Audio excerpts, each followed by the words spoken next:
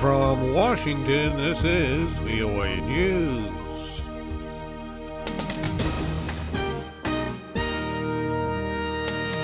UN says Syria peace talks set for January. Trouble for U.S. Afghan security pact.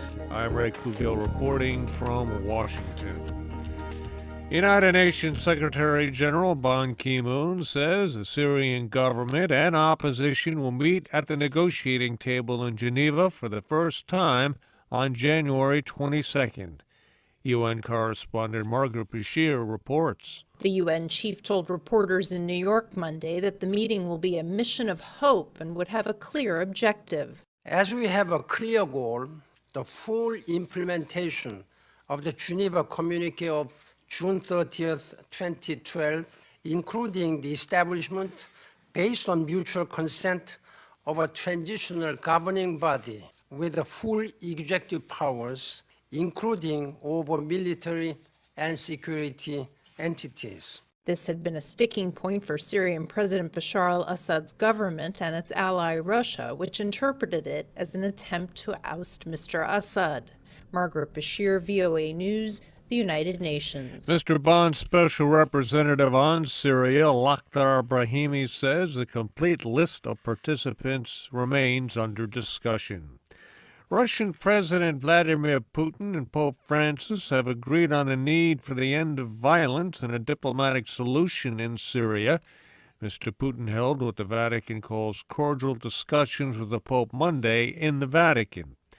Saudi Arabia is now joining other Gulf Arab states in a cautious welcome to a nuclear deal reached by their regional rival Iran and a group of world powers. The Saudi government says the agreement could be a first step toward a comprehensive solution to the Iranian nuclear dispute, provided there is goodwill. Under the deal signed in Geneva, Iran agreed to limit or freeze parts of its nuclear program for 6 months in return for the 6 world powers easing some sanctions on Iran's economy. U.S. National Security Advisor Susan Rice told Afghanistan's President Hamid Karzai that the U.S. will pull all troops out of his country after 2014 if he does not promptly sign a security agreement. During a meeting between the two in Kabul Monday, Mr. Karzai said he will not back down from his refusal to sign that agreement, choosing to defer it to a successor after elections are held in April. Thailand's Prime Minister Yingluck Shinawatra is expanding a special security law to cover more of Bangkok after opposition-led protesters broke into key ministries in a bid to topple the government. Appearing on national television Monday, the Prime Minister said the Internal Security Act would now apply to all parts of the capital and some surrounding areas. The measure allows police to close roads, impose curfews, and carry out searches. Thousands of anti-government protesters earlier Monday seized the finance ministry and marched on a dozen other government facilities. China's neighbors, Japan and South Korea, are voicing concern about Beijing's decision to suddenly announce establishment of an air defense identification zone over disputed waters in the East China Sea.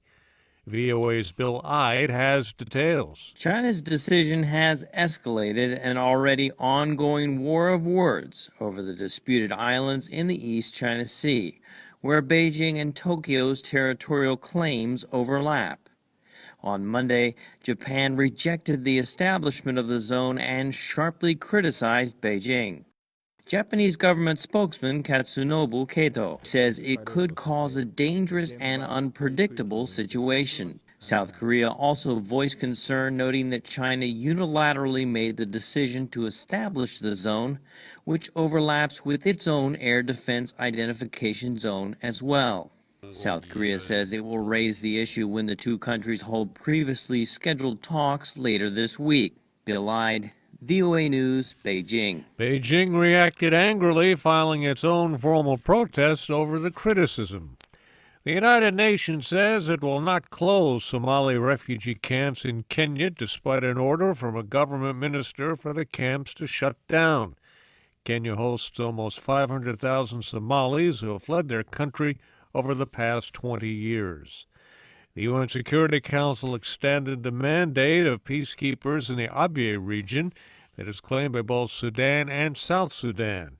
In a unanimous vote, the Council passed a resolution Monday authorizing the force of mostly Ethiopian soldiers to remain in place through May 31st of next year.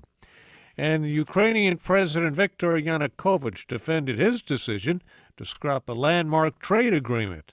Mr. Yanukovych described the decision as difficult but unavoidable and pledged to create a country up to European standards. Pro-Euro protesters in Kiev held a second day of demonstrations against the move. I'm Ray Kouguell, VOA News. More at voanews.com.